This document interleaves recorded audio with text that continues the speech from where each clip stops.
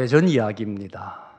예배당이 있었는데 기와 집으로 된 예배당이었습니다. 너무 낡아서 이제 수리를 해야 되겠다 그렇게 생각하고 계산을 해보니까 그때 돈으로 200만 원이면 수리를 할 수 있겠다 이렇게 되었습니다.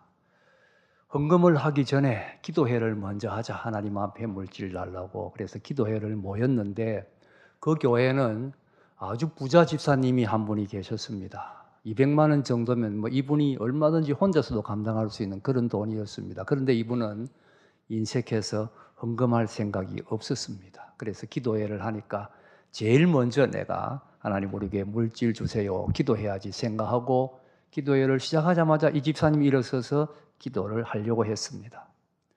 기도를 하려고 하는데 기와 조각이 하나 떨어져가지고 집사님 머리를 탁 쳤습니다. 이분이 깜짝 놀라가지고 기도를 바꿨습니다.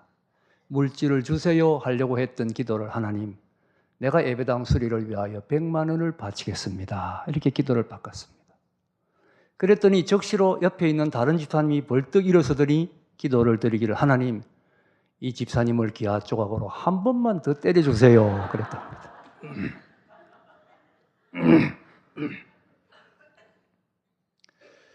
성경 말씀 중에서 가장 사랑받고 그래서 가장 많이 읽혀지고 가장 많이 암송되는 성경 한 장을 들라고 하면 우리는 서슴없이 시편 23편을 들 수 있습니다.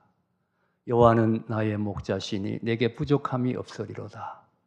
그가 나를 푸른 풀밭에 누이시며 쉴만한 물가로 인도하시는도다. 내 영혼을 소생시키시고 자기 이름을 위하여 의의 길로 인도하시는도다. 내가 사망의 음침한 골짜기로 다닐지라도 해를 두려워하지 않을 것은 주께서 나와 함께 하심이라. 주의 지팡이와 막대기가 나를 안위하시나이다. 주께서 내 원수의 목전에서 내게 상을 차려주시고 기름을 내 머리에 부으셨으니 내 잔이 넘치나이다. 내 평생의 선하심과 인자하심이 반드시 나를 따르리니 내가 여호와의 집에 영원히 살리로다. 지금까지 헤아릴 수 없는 많은 사람들이 이 시편을 통하여 은혜를 받았습니다. 피곤하고 지친 사람들이 이 시편을 통하여 힘을 얻었습니다. 상처받고 괴롭고 어려운 가운데 있는 성도들이 이 시편을 통하여 위로를 얻었습니다. 평안함 가운데 있는 성도들은 이 시편을 통하여 더 큰 평안을 누릴 수 있었고 참된 만족을 얻을 수가 있었습니다. 참으로 이 땅 위의 모든 그리스도인들에게 위로와 용기와 소망을, 위로를 불러일으켜 준 시편 23편은 정말 아름다운 말씀입니다. 중요한 것은 이 시편이 우리를 위한 말씀이라는 사실이지요. 우리가 이 시편을 통하여 위로를 얻고 힘을 얻고 용기를 얻고 소망을 얻어야 합니다. 그래서 저는 앞으로 이 시편 23편을 계속해서 설교를 하려고 합니다. 여러분 아마 작년에 이 시편 암송하신 분들 많을 겁니다. 그런데 많이 잊어버렸죠. 제가 이 시편 설교하는 동안에 다시 암송을 할 수 있었으면 좋겠습니다. 오늘까지 포함해서 6번 설교합니다. 그래서 6번 마지막 설교할 때는 우리 온 성도들이 함께 암송함으로 이 시편을 온전히 나의 말씀으로 삼을 수 있는 그런 역사가 일어날 수 있기를 바랍니다. 오늘은 1절 말씀으로 말씀을 드리겠습니다. 우리 1절 같이 한번 암송해 보십시다. 1절 시작. 여호와는 나의 목자시니 내게 부족함이 없으리로다. 하나님이 나의 목자고 나는 하나님이 기르시는 한 마리 양이다, 그런 뜻이지요. 하나님이 목자고 나는 하나님이 돌보시는 양이기 때문에 부족함이 없다, 참 만족이 있다 하는 간증입니다. 그리고 2절 이하의 말씀은 이 말씀의 구체적 적용이에요. 하나님이 목자로서 어떻게 돌보아 주시는가, 그것이 2절 이하에 나타나고 있습니다. 자, 그러면 오늘은 1절인데 여호와는 나의 목자시니 내게 부족함이 없다.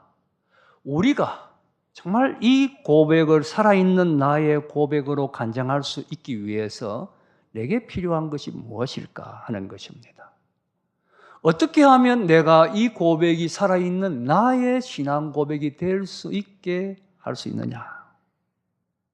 여기에 필요한 것이 첫째는 내가 하나님의 소유의 양이 되어야 합니다. 여호와는 나의 목자시니 내가 부족함이 없다. 이렇게 고백하기 위해서는 내가 하나님의 소유의 양이 되는 것이 먼저 필요합니다. 성경에 목자는 두 종류가 있습니다. 하나는 돈을 주고 고용한 삭군 목자가 있고, 하나는 자기 양을 직접 돌보는 양이 있습니다. 목자가 있습니다.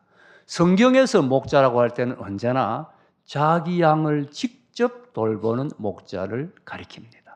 돈을 주고 고용한 삭군은 자기 양이 아니기 때문에 양을 제대로 돌보지 않습니다. 그래서 예수님도 요한복음 10장 12절을 보면 삭군은 목자가 아니요 양도 제 양이 아니라 이리가 오는 것을 보면 양을 버리고 달아나나니 이리가 양을 물어가고 또 해치느니라 말씀했습니다. 이 삭군은 자기 양이 아닌 거예요. 그러니 성심성의껏 돌볼 필요가 없습니다. 사자나 이리가 나타나면 도망가 버립니다. 양을 목숨 걸고 싸울 필요가 없지요. 그런데 자기 소유의 양을 치는 목자는 사나운 일이나 사자가 오면 목숨 걸고 싸웁니다. 목숨을 걸고 싸워서 자기 양을 지키고 보호하는 것입니다. 그래서 요한복음 10장 11절에 예수님, 나는 선한 목자라. 선한 목자는 양들을 위하여 목숨을 버린다. 그렇게 말씀하신 것이지요. 따라서 여호와는 나의 목자라고 고백하기 위해서는 내가 하나님의 소유의 양이 되어야 됩니다. 내가 하나님의 소유의 양이 되지 아니하면 이 고백은 아무 필요가 없습니다. 아무 소용이 없습니다. 내가 하나님의 소유의 양이 되는 것이 대전제입니다. 하나님의 소유가 되어야 비로소 여호와는 나의 목자다. 그렇게 고백할 수가 있는 것이지요. 생각해 보면 우리 인생은 원래 하나님이 창조하셨기 때문에 다 하나님의 소유가 맞았습니다. 하나님이 지으셨으니 하나님의 것이지요. 원래 하나님의 것이었습니다. 그런데 인간이 죄를 지었습니다. 죄라는 것은 다른 말로 하면 하나님에게서 떠났다는 뜻입니다. 원래는 하나님의 소유였는데 인간이 죄를 지어서 하나님으로부터 떠나버렸습니다. 그래서 이사야 53장 6절에 우리는 다 양 같아서 그릇 행하여 각기 제 길로 갔거늘. 다 하나님을 떠나서 제 길로 떠나버렸다는 거예요. 그래서 마귀의 지배를 받는 마귀의 소유가 되고 말았습니다. 하나님은 이 잃어버린 양들을 당신의 소유로 삼기 위해서 값을 주고 다시 사야 했습니다. 이것을 우리가 구속이라 그렇게 부릅니다. 구속이란 말은 하나님이 잃어버린 양을 값을 주고 다시 사는 것입니다. 그 값으로 지불한 것이 예수님의 생명, 독생자의 생명이었습니다. 그래서 이사야 53장 6절에 우리는 다 양 같아서 그릇 행하여 각기 제 길로 갔거늘. 그 다음에 여호와께서는 우리 무리의 죄악을 그에게, 예수님에게 담당시켰도다. 예수님에게 담당시켜서 예수님을 값으로 지불하고 우리를 다시 사셨다. 그래서 이 구속을 통하여 우리가 다시 하나님의 소유가 된 것입니다. 따라서 예수 그리스도를 믿음으로 하나님의 소유가 된 사람이 아니면 이 시편 23편은 아무 의미가 없습니다.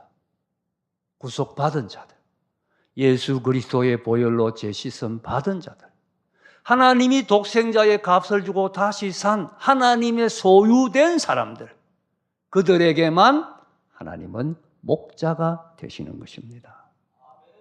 혹 이 자리에 아직도 예수를 믿지 않는 분 계십니까? 교회에는 나오지만 예수님을 믿지 않는 분이 계십니까?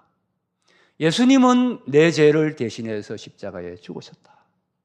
나를, 죄의 노예된 나를 사기 위하여 생명을 지불하셨다. 이 사실을 믿기만 하면 누구든지 하나님의 소유가 될 수가 있습니다.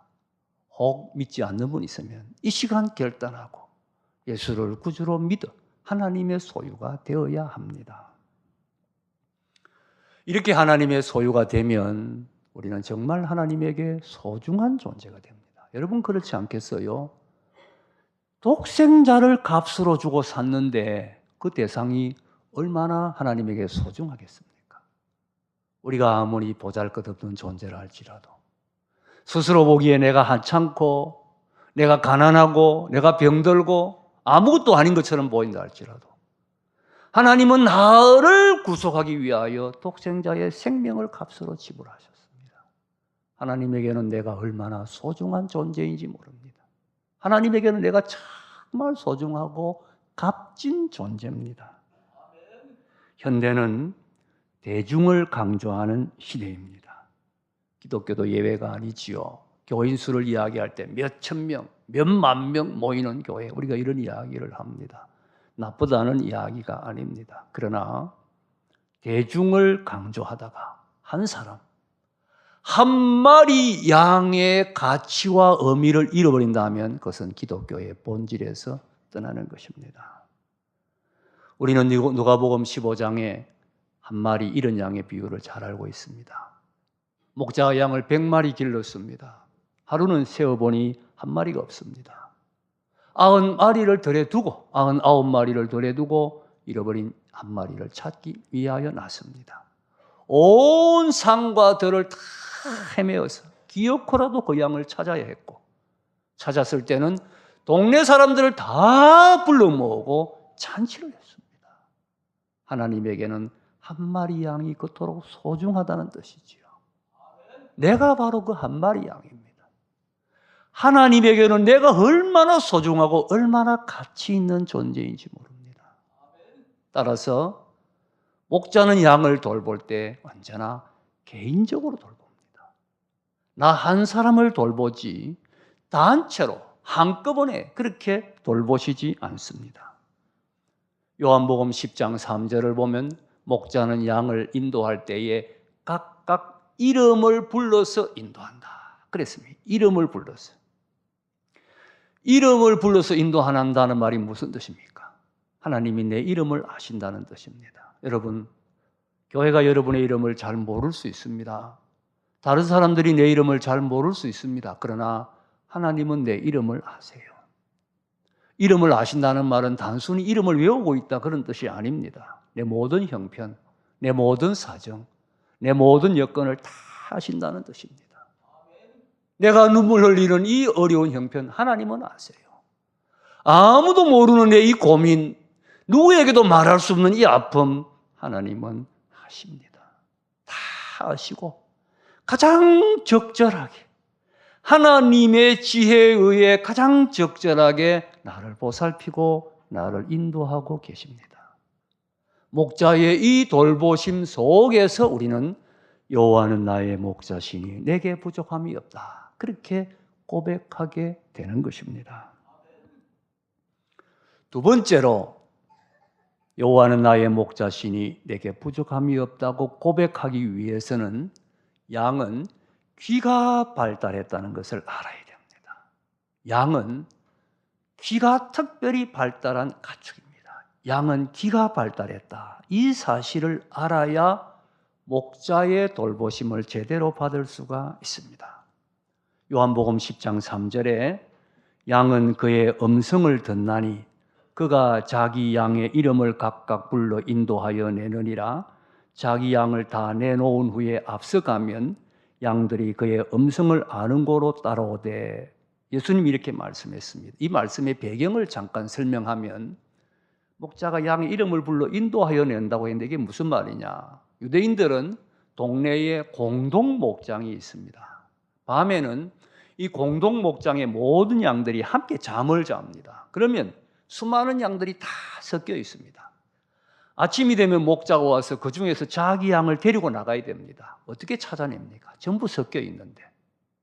일일이 한 마리 한 마리 찾아야 됩니까? 그렇게 하지 않는 거예요. 아주 간단합니다. 목자가 딱 앞에 서서 자기 양의 이름을 부르는 거예요. 양돌아, 양철아, 양순아 예를 들어 부르면 이 양이 그 음성을 아는 거예요. 저게 목자의 음성이다. 내 목자의 음성이다 아는 겁니다. 그러면 그 목자의 영들이 다 따라 나오는 거예요. 그래서 음성을 아는 고로 따라가되 타인은 음성을 알지 못하는 고로 따라가지 아니한다. 음성을 듣고 따라가는 겁니다. 서부 개척 시대에 이런 일이 있었습니다. 어떤 사람이 목동이 자기 양을 훔쳐갔다고 고발을 한 거예요. 자기 양인데 저 목동이 훔쳐갔다는 겁니다. 근데 목동은 하는 말이 훔쳐간 것이 아니고 원래 내 양인데 잊어버렸다가 찾았다 이렇게 주장하는 겁니다. 재판을 받게 되었는데 증거가 없어요.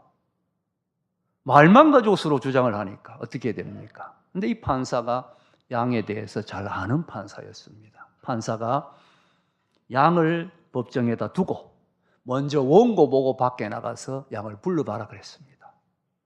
원고가 부르니까 양이 꼼짝도 하지 않는 거예요. 그 다음에 피고 목동 보고 네가 나가서 불러봐라 그랬습니다. 목동이 밖에 나가서 양을 부르니까 이 양이 좋다고 뛰어나간 겁니다. 양은 목자의 음성을 듣고 따르는 것이지요. 여러분, 자기 목자의 음성을 알아야 합니다. 다른 목자의 음성을 듣지 마세요. 무슨 아무리 달콤하고 아무리 좋은 소리가 있어도 내 목자의 음성이 아니면 듣지 말아야 합니다. 그게 양이에요. 엉뚱한 목소리 무슨 이상한 유혹을 하니까 그냥 따라가는 거예요. 여러분 신천지에 가면요, 거기서 성경 공부하는 사람들이 뭐라고 말하는지 압니까? 이렇게 말합니다. 성경 공부 딱 하고 나면 내 성경 보는 눈이 열렸다. 눈이 확 떠였다. 야, 새로운 눈을 내게 떠였다. 이렇게 이야기합니다. 그게 성경 공부하면. 눈이 열린 게 아니라 눈이 망한 거죠. 아니 왜 자기 목자가 아닌데 엉뚱한 소리를 듣고 따라갑니까? 자기 목자의 음성을 들어야지요. 또 음성을 듣는다고 했으니까 음성을 들으려고 해야 됩니다. 다른 것을 기대하지 마세요. 무슨 이상한 게 보이지거나 무슨 나타나거나 환상을 그런 거 기대할 필요 없습니다.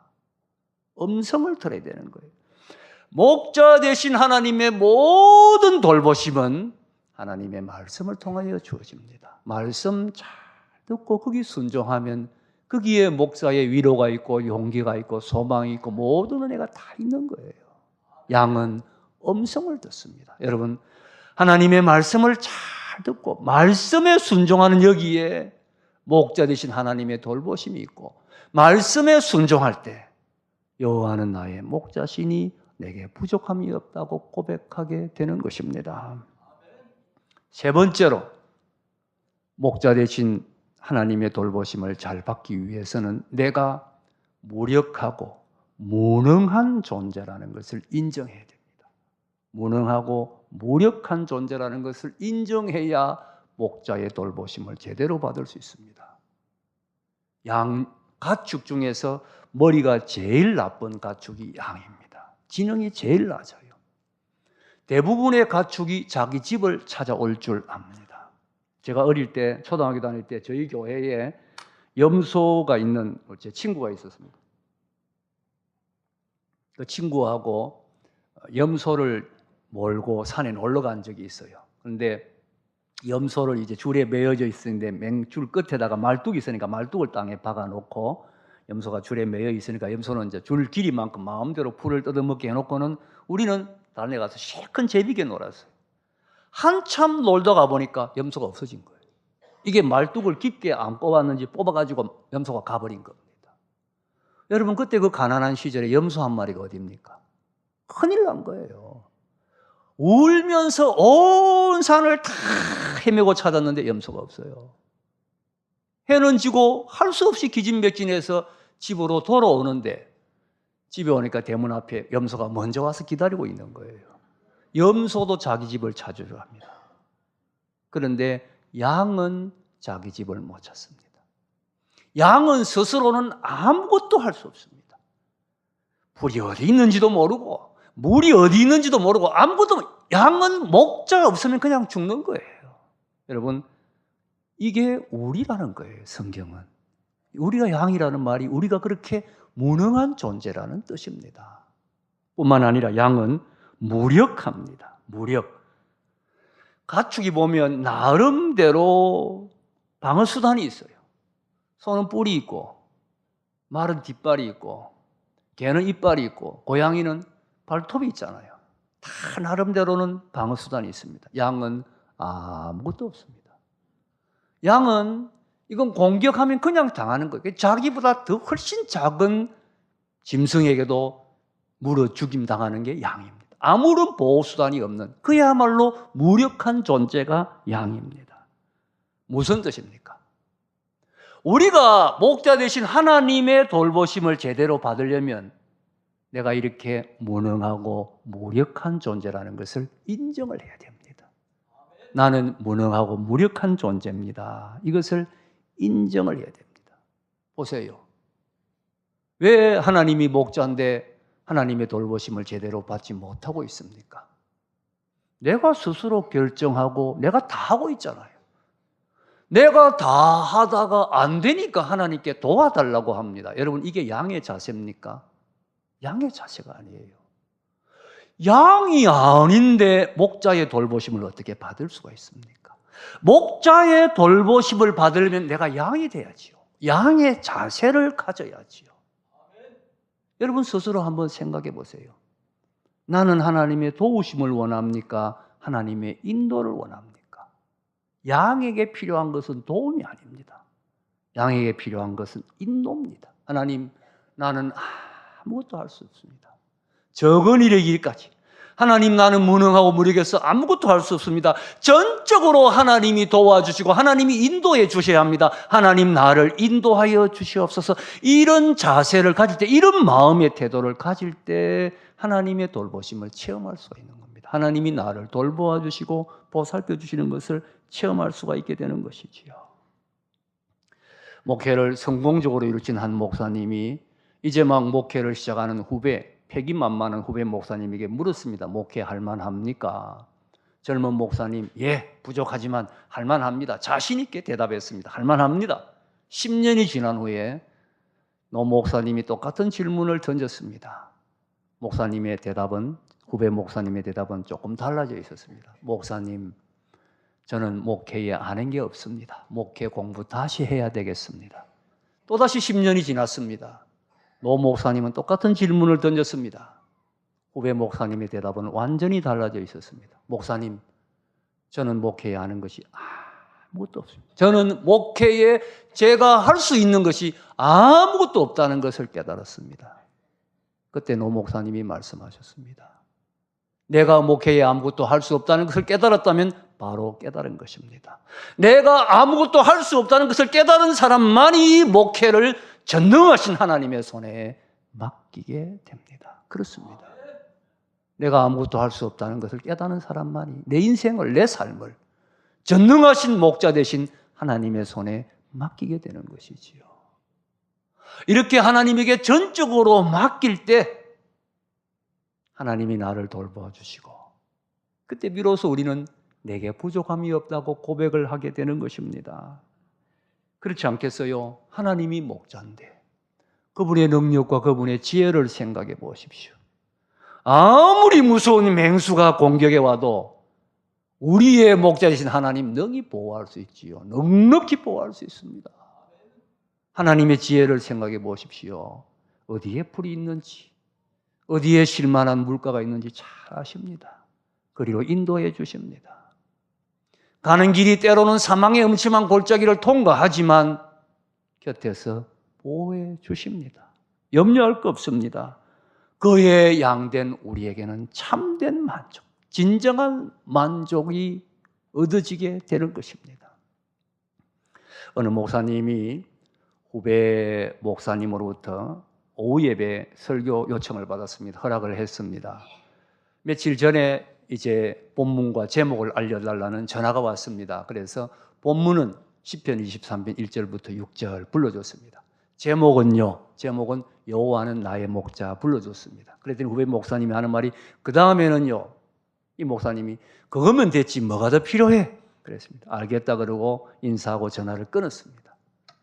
약속된 주일이 되어서 설교를 하러 갔는데 주보를 보고 깜짝 놀랐습니다. 본문 시편 23편 1절부터 6절 제목, 여호와는 나의 목자, 그거면 됐지 뭐가 더 필요해? 세상에 이런 바보 같은 놈이 어디냐 이런 생각이 들지 않겠어요? 아, 이게 말이 됩니까? 어떻게 화가 나는지 막 열이 나는데 열을 식히고 자, 이미 주사위는 던져졌는데 어떻게 해야 되느냐? 이걸 제목을 교정을 해야 되느냐? 이대로 설교를 해야 되느냐? 목사님 기도하는 가운데 이것도 하나님의 뜻이지 않겠냐? 그런 생각이 들었습니다. 그래서 설교 제목을 그대로 두고 목사님 외쳤습니다. 여호와가 우리의 목자입니다. 그거면 됐지 뭐가 더 필요합니까? 외쳤습니다. 온 교인들이 아멘 아멘 하며 은혜를 받았다고 합니다. 그렇지요. 하나님이 나의 목자인데 그거면 됐지 뭐가 더 필요합니까? 참된 만족이 있습니다. 다윗은 이것을 체험한 거예요. 그는 왕이었습니다. 수많은 부귀영화를 누렸습니다. 아름다운 여자들을 아내로 삼았습니다. 전쟁에 승리했습니다. 그러나 그의 만족은 거기에 있지 아니했습니다. 그의 만족은 하나님이 나의 목자가 되셨다. 하나님이 나를 돌보아주신다. 여기에 진정한 만족이 있다. 그래서 여호와가 나의 목자시니 내게 부족함이 없다고 고백했습니다. 이제 중요한 것은 우리 자신이지요. 목자의 음성을 잘 듣고 그 음성에 순종해야 됩니다. 나는 전적으로 무능하고 무력하다는 것을 고백하고 내 인생 자체를 처음부터 하나님께 다 맡겨야 합니다. 그래야 할 때 목자이신 하나님의 돌보심을 체험하게 됩니다. 기쁨과 감격 가운데 여호와는 나의 목자시니 내게 부족함이 없다고 고백하게 됩니다. 여호와는 나의 목자시니 내게 부족함이 없으리로다. 이 고백이 살아있는 여러분의 고백이 될 수 있기를 주님의 이름으로 축복합니다.